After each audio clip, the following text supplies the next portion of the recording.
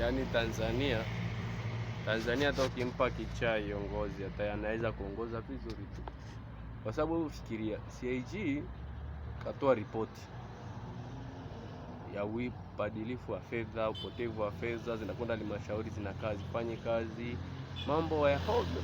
Idadi vijana hatuna ajira mtaani, maisha ni magumu mtaani, baada kupanza sauti na kujua kutumia platform ambazo Mungu amezileta kupaza sauti kukemea ya mambo kama vijana wa nchi.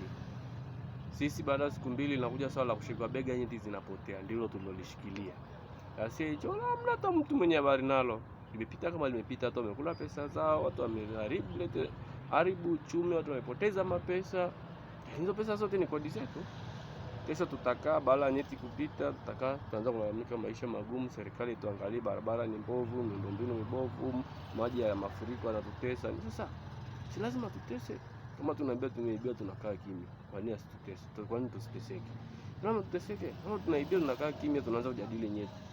Ufikiria kweli vijana mtandao ni kote nyeti zangu, watu wana clip kabisa eti begani tumeshukua nyeti zimepotea. Wanasema nyeti zimepotea, kama watu wakienda kupimwa zipo. Anaanzisha mbaya anapoteza nyeti za watu. Na ni kwa nini siku zote zilikuwa zimepotea tu baada ya ripoti ya CAG. Yaani nchi wanasiasa wana haki ya kututafuna wanavyotaka, kwa sababu wanajua wanaongoza wajinga.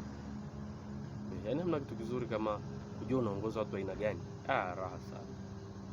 Yaani wameshatujua.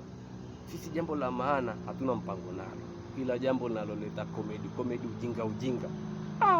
Tunalishikilia bango. Ndio maana kisha ndio kuna jibu tu kwa wananchi. Sasa tufanye nini? Tuanzishe ujinga. Wanaanzisha ujinga. CAG tumeibiwa, hatujadili, tumejadili nyeti. Marita na la CAG tapita, hii tumeliwa, imeisha, tutasubiri CAG mwingine anayekuja, una ripoti nyingine mwakani, ndio tutaona tena wanaanzisha jambo gani. La nyeti hapa la Likiba na Diamond. Yaani ndio naenda kufunika kabisa kama tuliibiwa. Hawana tuweza. Mimi unafika stage nakubali kabisa kwamba wanasiasa wanatuweza. Hata mimi nikiwa mwanasiasa, nitaiba. Unaongoza wajinga namna hii. Sasa unasoibia. Yaani wewe mtu anakuja nyumbani kwako kuibia milioni 1. Unaona anaondoka nayo na kiroba cha na unga kilo 1. Unamnyang'anya unga kilo 1 na mwacha ondoke na milioni.